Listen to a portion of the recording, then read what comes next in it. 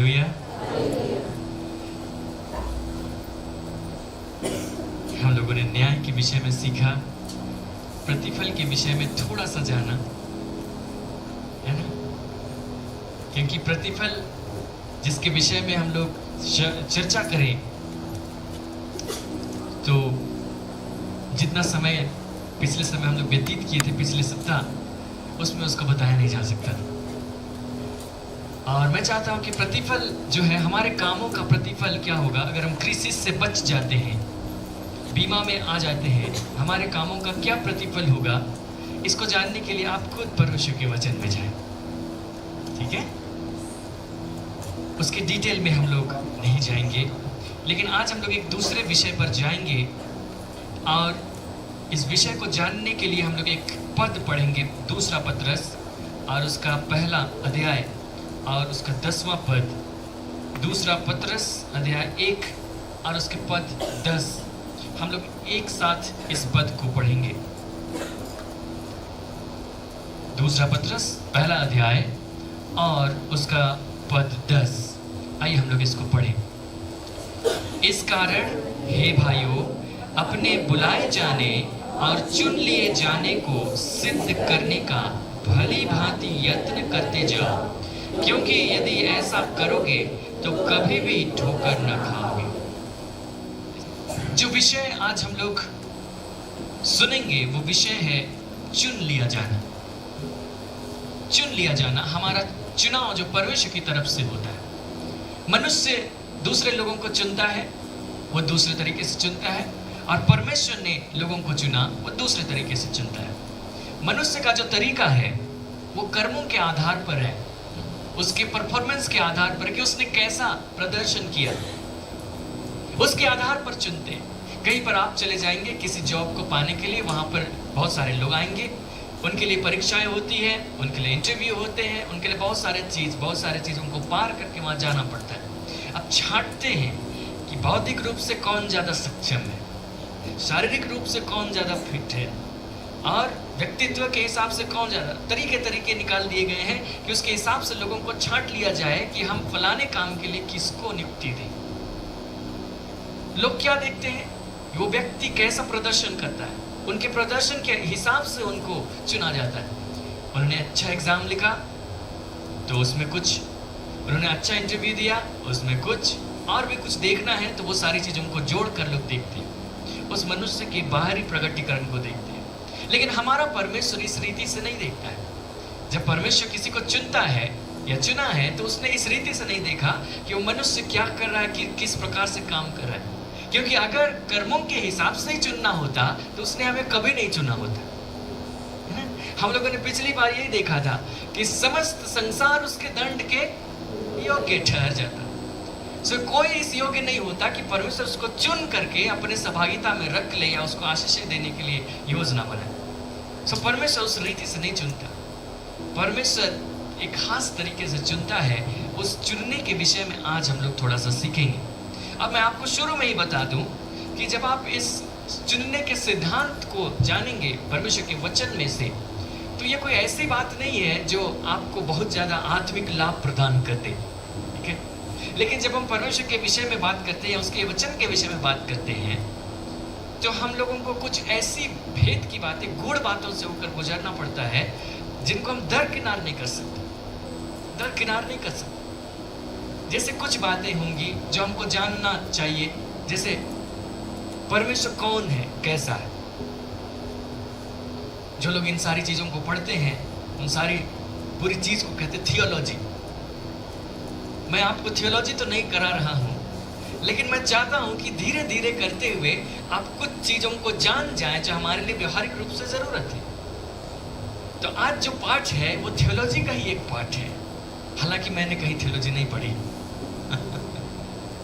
मुझे ऐसा अनुग्रह नहीं मिला कि मैं कहीं जाकर थियोलॉजी पढ़ूं, लेकिन परमेश्वर का आत्मा कई चीज़ों को सिखाता है। जब आप कोई थियोलॉजी पढ़ते हैं तो वहाँ पर एक सिद्धांत पढ़ते हैं, या सिद्धांत के विषय में उनको जानकारी दी जाती है, और उसको इंग्लिश में कहा जाता है डॉक्ट्रिन ऑफ इलेक्शन, चुनाव का सिद्धांत, कि परमेश्वर किस रीति से किसी को चुनता है। तो उसमें बहुत सारे बातें पाई जाती है। लोग कई तरह की बातें बोलते हैं कि परमेश्वर ने लोगों को ऐसे चुना वैसे चुना। हम लोग एक पद निकालते हैं, हम लोग कुछ बातों को देखना चाहते हैं, जानना चाहते हैं कि लोग क्या कहते हैं। हम लोग पहले निकालेंगे मत्ती का सुसमाचार और उसका अध्याय 16 और उसके पद 13 से। जब मैंने परमेश्वर के वचन को सीखना शुरू किया तो परमेश्वर ने तरीके बताए कि मैं कैसे उसके वचन को पढूं, समझूं, व्याख्या करूं। मैंने आपको वो जिक्र कर दिया, लेकिन समय के साथ में परमेश्वर ने और भी चीजों को प्रकट किया, जिसको मैं आपको भी धीरे धीरे करके प्रकट करता जाऊंगा। उसने एक और तरीके को प्रकट किया जो यहाँ पर हम लोग पढ़कर देख सकते हैं। मत्ती 16 उसके पद 13 से देखिए। यीशु कैसरिया फिलिप्पी के प्रदेश में आया और अपने चेलों से पूछने लगा, लोग मनुष्य के पुत्र को क्या कहते हैं? उन्होंने कहा, कुछ तो यूहन्ना बपतिस्मा देने वाला कहते हैं, और कुछ एलिया, और कुछ यिर्मयाह या भविष्यद्वक्ताओं में से कोई एक कहते हैं। उसने उनसे कहा, परंतु तुम मुझे क्या कहते हो? उसने अपने चेलों को पूछा कि लोग मेरे विषय में क्या कहते हैं, लोग मनुष्य के पुत्र के विषय में क्या कहते हैं। वो चाहता था कि उसके चेले जाने कि लोग मेरे विषय में क्या कहते हैं, इसलिए उनसे सवाल किया।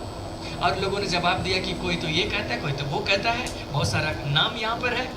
कुछ लोग कहते हैं एलिया है, कुछ लोग कहते हैं यूहन्ना बपतिस्मा देने वाला है, कुछ कहते हैं भविष्यवक्ताओं में से कोई एक है, कोई कहते हैं यिर्मयाह है, कुछ लोग तो भरमाने वाला भी कहते हैं, है ना? क्योंकि फरीसी लोग वही समझते थे, ये सबत मानता नहीं है, सबत दिन बोलता है खाट उठा के चला जा, ये भरमाने वाला है। तो लोग बहुत कुछ कहते हैं, लेकिन यीशु मसीह चाहते थे कि उसके चेले जाने कि लोग क्या कहते हैं। वो इसलिए ताकि उनका विश्वास मजबूत बना रहे। अगर वे नहीं जानेंगे कि लोग क्या कहते हैं, सिर्फ यीशु मसीह की बातों पर ही ध्यान रखेंगे और एक दिन संसार में सामना करेंगे तो पता चल जाएगा वहां लोग तरह तरह की बातें बोल रहे हैं, तरह तरह का तर्क पेश कर रहे हैं, और वहां पर वे गड़बड़ा जाएंगे। पता नहीं क्या ठीक है, हम जो सीखे थे वो ठीक है कि नहीं। तो यीशु मसीह जब उनको सिखा रहे थे, उसी दरमियान उनको कह रहे थे कि लोग क्या कहते हैं इसको भी जान लो, और तुम अपना क्या कहते हो ये उसके बाद बताओ। तो उसने पूछा, लोग मेरे विषय में क्या कहते हैं? उन्होंने जवाब दिया, लोग ये कहते हैं। तो उसने पूछा, अब तुम क्या कहते हो? तो मैंने इसी तरीके को वचन में से भी सीखा कि जब मैं वचन की व्याख्या करूं, परमेश्वर ने मुझे तरीका दिया, मैं उस तरीके को इस्तेमाल करता हूं, लेकिन मैं ये नहीं छोड़ देता कि लोग क्या कहते हैं। मैंने इस बात के लिए जाना उचित समझा कि फलाने विषय पर लोग क्या कहते हैं, न्याय के विषय पर लोग क्या कहते हैं, बहुत सारे विषय पर लोग क्या कहते हैं, ताकि मैं जान लूं। और जब परमेश्वर मुझे पूछे तुम क्या कहते हो, तो मेरे पास एक जवाब। अब मेरा जवाब किसी दूसरे मनुष्य पर आधारित ना हो, लेकिन परमेश्वर के वचन पर आधारित। तो उसी प्रकार जो आज हम लोग चुनाव का सिद्धांत, जो परमेश्वर जिस तरीके से चुनता है, उस सिद्धांत के विषय में थोड़ा समझने की कोशिश कर रहे हैं। तो मैं आपको ये बताना चाहता हूँ कि लोग क्या कहते हैं पहले, ताकि आप जान जाए कि लोग क्या कहते हैं, और फिर तब मैंने क्या सीखा है वो मैं आपको बता देता हूँ। ठीक है, मैं ये नहीं बोल रहा हूँ कि मैं जो बोल रहा हूँ वही फाइनल है।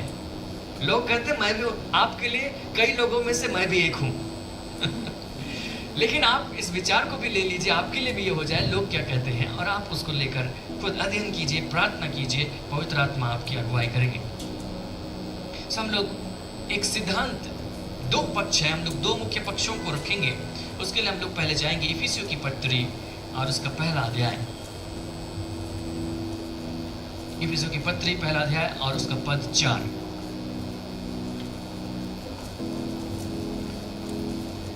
हम लोग इसको एक साथ पढ़कर देखेंगे। बहुत ही आशीषित और सामर्थ्य वचन है।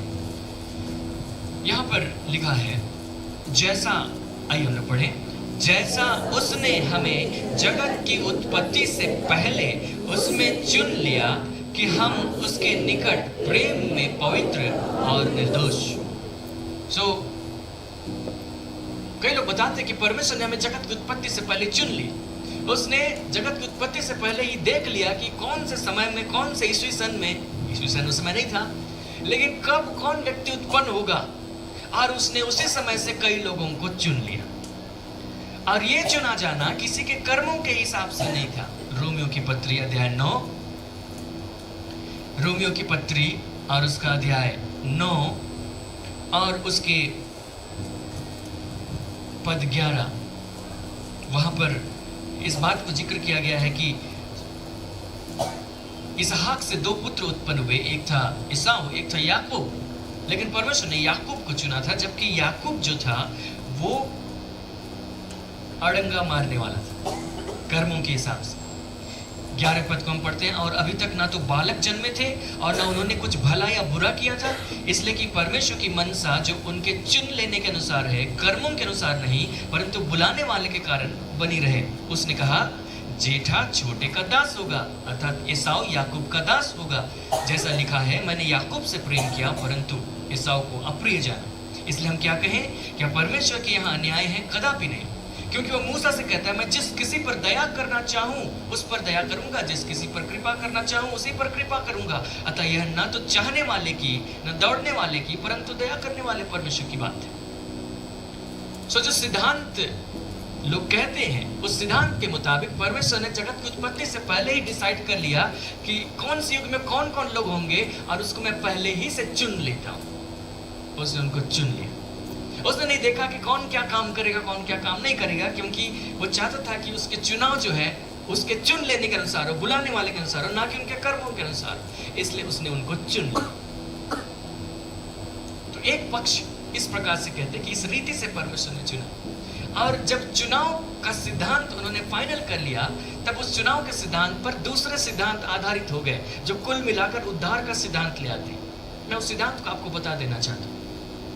ये सिद्धांत अगर हम लोग हिस्ट्री, इतिहास में वापस जाएंगे, तो पिछले जाकर लगभग 400 साल पहले एक व्यक्ति से मुलाकात होगी जिसका नाम था जॉन कैल्विन। वहां तक जाएंगे तब ये सिद्धांत वहां से आता है। उसने इसको इस रीति से समझा, इसलिए मैं उस बात को बता रहा हूँ। तो उसने समझा कि परमेश्वर ने हम लोगों को जगत की उत्पत्ति से पहले ही चुन लिया, हमारे कर्मों के हिसाब से नहीं, लेकिन उसकी मनसा के हिसाब से। वो चाहता था जिसको, उसको चुन लिया, जिसको नहीं चाहता था उसको नहीं चुना। और जब उसने उनको चुन लिया तो उसने क्या किया, उनके पापों के छुटकारे के लिए उसने यीशु मसीह को भेजा, जिनको चुना था। और यीशु मसीह आकर लोगों के पापों के लिए मरे, लेकिन ये जो कीमत चुकाई गई वो उन्हीं के लिए प्रभावी होती है जिनको परमेश्वर ने पहले से चुना। और उसके बाद क्योंकि परमेश्वर ने इन लोगों को पहले से चुन लिया है, उनके कामों से पहले, उनके विश्वास करने से पहले, इसलिए जब सुसमाचार उन तक पहुंचाया जाता है तो वे सुसमाचार का विरोध नहीं कर पाएंगे, वे उसको स्वीकार जरूर करेंगे, वे उसको जरूर स्वीकार करेंगे, क्योंकि परमेश्वर ने उनको पहले से चुना है। बल्कि विश्वास भी उनको परमेश्वर की तरफ से ही दिया जाएगा। और चौथी बात कि इसलिए कि परमेश्वर ने उनको पहले से चुन लिया है, अब ऐसा कुछ नहीं हो सकता जिसके कारण वे लोग नरक में जा सके, क्योंकि परमेश्वर ने उनको जगत की उत्पत्ति से पहले से ही चुन लिया। ये एक पक्ष है, ये जॉन कैल्विन का पक्ष है, जो हम लोग कहते हैं रिफॉर्मेशन, कलीसिया के इतिहास में रिफॉर्मेशन, मत संशोधन कहा जाता है। उसके बाद सेकंड लीडर जो हुए, सेकंड जनरेशन, दूसरी पीढ़ी के अगुओं में से ये एक था, स्कॉटलैंड के आसपास रहने वाला था। उसने इस सिद्धांत को दिया। इस सिद्धांत के मुताबिक मैं फिर से आपको दोहरा दूं, लोग क्या विश्वास करते हैं, कई भी अभी भी इसी प्रकार से विश्वास करते हैं। परमेश्वर जगत की उत्पत्ति से पहले अपनी मर्जी के मुताबिक कुछ लोगों को चुन लिया, फिर उनको बचाने के लिए यीशु मसीह को भेजा। यीशु मसीह ने उनके लिए कीमत चुकाई। वो लोग कहते हैं लिमिटेड अटोनमेंट, लिमिटेड लोगों के लिए जिनको चुना गया, सिर्फ उनके लिए प्रायश्चित किया, अटोनमेंट किया। फिर उनके लिए सुसमाचार प्रचार किया जाता है और वे उसको विरोध नहीं कर सकते हैं, उस अनुग्रह का विरोध नहीं कर सकते हैं। इररेजिस्टिबल ग्रेस उसको भी कहते हैं इंग्लिश में। फिर जब उन्होंने विश्वास कर लिया तो अब कभी नष्ट नहीं होंगे, यहाँ तक कि विश्वास भी नहीं छोड़ पाएंगे, या विश्वास भी छोड़ दे तो भी उनका नहीं, अब वे स्वर्ग के लिए गारंटीड हो गए। उसको कहते हैं प्रिजर्वेशन ऑफ सेंट्स। मतलब जो संत है, संत कौन है, हम लोग ने सीखा, हम ही लोग हैं संत, अर्थात पवित्र लोग। प्रिजर्वेशन ऑफ सेंट्स मतलब अब एक बार वो संत बन गया तो हमेशा के लिए सुरक्षित हो गया। फिर दूसरी तरफ एक व्यक्ति आया जिसका नाम जोसेफ था, और उसने दूसरे प्रकार का सिद्धांत दिया। उसने कहा कि नहीं, ऐसा नहीं था। वो कैल्विन की हर बातों से असहमत हो गया। उसने कहा कि नहीं नहीं, परमेश्वर ने चुना तो ऐसा नहीं चुना, उसने अपने पूर्व ज्ञान के अनुसार चुना। उसने दूसरा तर्क दिया। पतरस की पत्रियों में से हम लोग जाकर देखें और उसका पहला अध्याय और उसका दूसरा पद, यहाँ पे लिखा है, और परमेश्वर पिता की भविष्य ज्ञान के अनुसार आत्मा के पवित्र करने के द्वारा आज्ञा मानने और यीशु मसीह के लहू छिड़के जाने के लिए चुने गए हैं।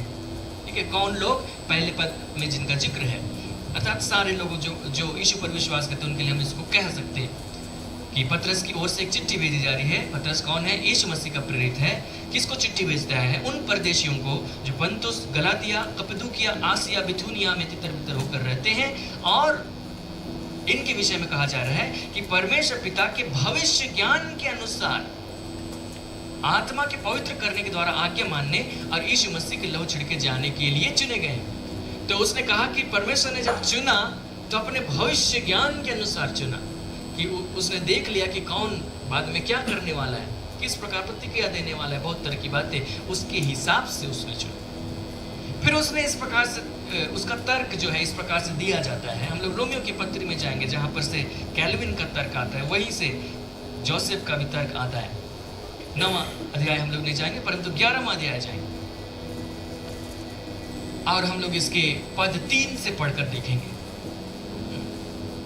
उसने कहा, यहाँ एलिया जो है वो प्रार्थना कर रहा था, हे प्रभु, उन्होंने तेरे भविष्यवक्ताओं को घात किया है, तेरी वेदियों को ढा दिया है, मैं ही अकेला बचा हूं और वे मेरे प्राण के भी खोजी हैं। परंतु परमेश्वर से उसे क्या उत्तर मिला? मैंने अपने लिए 7,000 पुरुषों को रख छोड़ा है, जिन्होंने बाल के आगे घुटने नहीं टेके हैं। ठीक इसी रीति से इस समय भी अनुग्रह से चुने हुए कुछ लोग बाकी हैं। उसने कहा कि देखो, एलिया के समय में एलिया सोच रहा था मैं अकेला बचा हूं, क्योंकि रानी इजेबेल ने यहोवा के हर एक भविष्यवक्ताओं को मार डालने की आज्ञा दी थी। तो एलिया भाग गया था, गुफा में जाकर प्रार्थना कर रहा था। परमेश्वर ने उससे मुलाकात की, उससे कहा कि तू यहाँ क्या कर रहा है? एलिया कहने लगा कि मैं अकेला जिंदा बचा हूँ, जान बचा के भाग रहा हूँ। परमेश्वर ने उसे बचाया, तू अकेला नहीं है, और भी 7,000 लोग हैं। लेकिन ये लोग किस प्रकार के लोग हैं? इन्होंने बाल देवता के आगे घुटने नहीं टेके, जिसकी उपासना रानी इजेबेल करती। और लिखता है, ठीक इसी रीति से इस समय भी अनुग्रह से चुने हुए कुछ लोग बाकी हैं। तो जोसेफ ने कहा कि देखो, परमेश्वर ने जब भविष्य ज्ञान के अनुसार पहले ही देख लिया कि कौन किस प्रकार का कर्म करने वाला है, तो जो गलत करने वाला था उसको चुना ही नहीं, या फिर उसको उस प्रकार से नहीं रखा। क्योंकि ठीक इसी रीति से किनको यहाँ चुना गया? जिन्होंने बाल के आगे घुटने नहीं टेके, उन्होंने एक शर्त को पूरा किया था। सो ये थियोलॉजी में दोनों अलग अलग किनारे हैं, एक तरफ कैल्विन और एक तरफ जोसेफ, और बाकी सब इसी के ताने बाने के बीच में। अब उद्धार का जो सुसमाचार है वो इसी सिद्धांत पर आधारित, चुन लिए जाने पर। अब जो कैल्विन के हिसाब से विश्वास करते हैं, उनका सुसमाचार बताने का तरीका या उनको उसका समझने का तरीका अलग होगा, अब इधर वालों का तरीका अलग होगा, क्योंकि ये लोग तो कह रहे हैं कि उनके चुन लिए जाने के अनुसार हुआ है। तब इसीलिए यीशु मसीह आया तो सबके लिए मरा, लेकिन सिर्फ वही लोग उद्धार पा रहे हैं जो विश्वास कर रहे हैं। फिर जो उद्धार पाया हुआ व्यक्ति ऐसा नहीं है कि वो हमेशा स्वर्ग में ही रहेगा, वो गिर भी सकता है अपने कर्मों के कारण। तो दो अलग अलग पक्ष। मैं नहीं जानता पहले से आप कौन सा पक्ष जानते हो, सकता है नाम से नहीं जानते हो, लेकिन जो भी सुसमाचार सुने होंगे कि इन्हीं दोनों के बीच में ही होगा। बहुत बड़ा पजल था जब मैंने इसको सीखना शुरू किया। वचन पढ़ते हुए मुझे चुनाव के विषय में वचन मिला, मतलब मैंने पढ़ा, मैंने इसके विषय में सीखना शुरू किया कि चुनाव किस प्रकार से, परमेश्वर किस रीति से चुना है, परमेश्वर किस रीति से काम कर रहा है। तब सुसमाचार का प्रेजेंटेशन किस प्रकार से होगा, क्योंकि अगर उधर है तो उनका अलग होगा, इधर है तो इनका अलग होगा। तो मैं क्या विश्वास करूं? यीशु मसीह का सवाल था, लोग क्या कहते हैं। मैंने जानने की कोशिश की, 400 साल पहले तक गया टाइम मशीन में बैठकर मैंने कैल्विन से मुलाकात की, मैंने जोसेफ आर्मेनियन से मुलाकात की मैंने उनके सिद्धांतों को देखा, लेकिन प्रभु का कहना है कि तुम क्या कहते हो। तो मैंने समझने की कोशिश की और अभी मैं आपको वही बताने जा रहा हूँ। हालेलुया।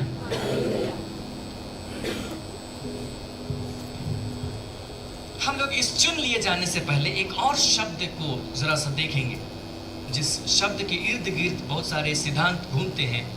इफिसियों की पत्री में ही है, हम लोग उसको इंग्लिश में भी उस शब्द को देखेंगे। पहले हम लोग देखें पहला अध्याय इफिसी और उसके 5वां पद, और फिर उसके 11वें पद से 11वें पद, दो पदों को हम लिखेंगे। पहले है 5वां पद। चौथे पद में लिखा है कि उसने हमें जगत की उत्पत्ति से पहले हमें चुन लिया। तो किस लिए चुना?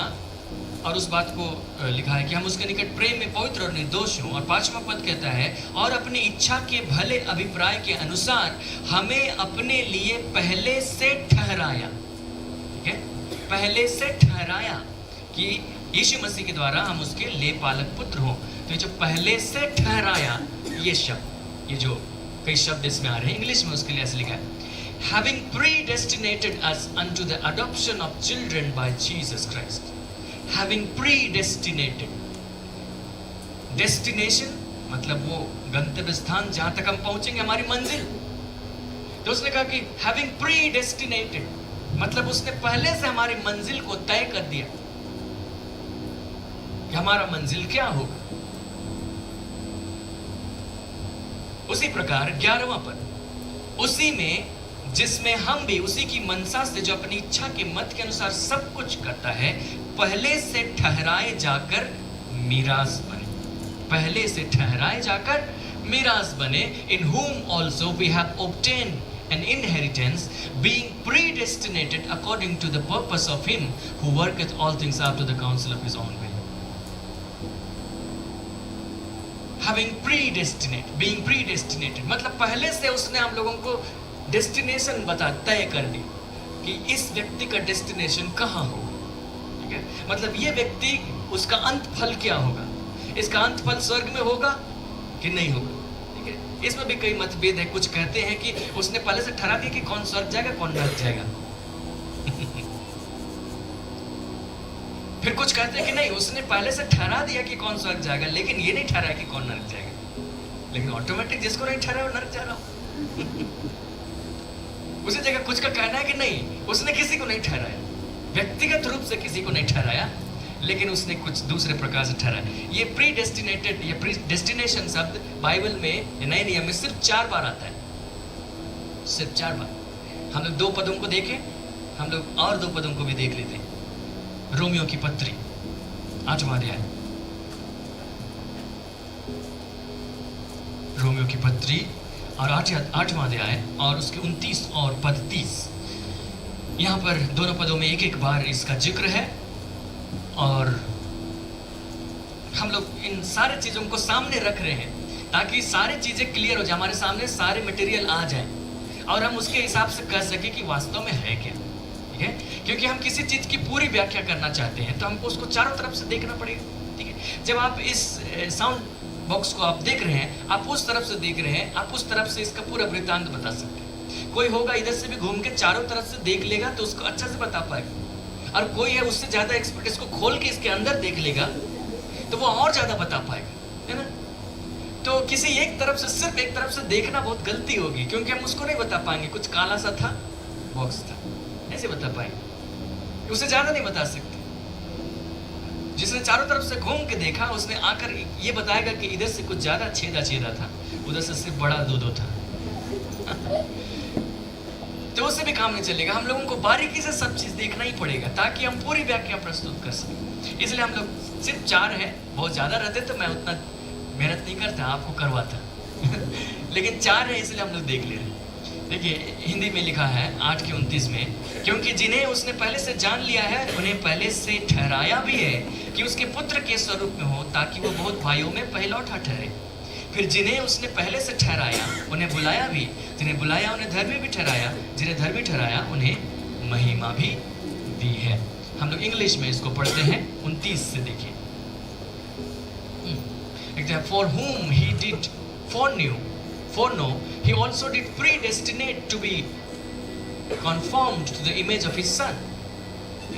Predestinate शब्द फिर से आगे, जिसको उन्होंने पहले से ठहराया, that he might be the firstborn among many brethren. अभी मैं इसका अर्थ नहीं बता रहा हूँ, मैं बस चाहता हूँ कि आप उस पद को देख लें जहाँ predestinate शब्द। Next, moreover whom he did predestinate, them he also called, and whom he called, them he also justified, and whom he justified, them he also glorified. ठीक है, कौन लोग? जिनको उसने पहले से ठहराया, जिनको उसने पहले से प्रीडेस्टिनेट कर दिया, उनको उसने बुलाया, उसने उनको धर्मी ठहराया, उसने उनको महिमा भी दी।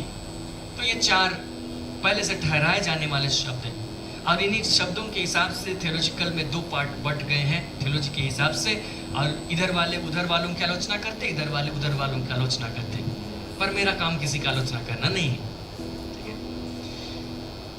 अब जब ये सारी बातें हमारे सामने हैं तो मैंने प्रार्थना की कि प्रभु इसका क्या सही तर्क हो सकता है। मैंने इसके लिए प्रार्थना की और परमेश्वर ने मुझे इसके उत्तर के स्वरूप में रोमियो की पत्री में पहुंचा दिया, जहां रोमियो की पत्री अध्याय 9 से लेकर अध्याय 11 तक इस चुन लिए जाने और ठहरा दिए जाने का पूरा सिद्धांत लिख दिया गया।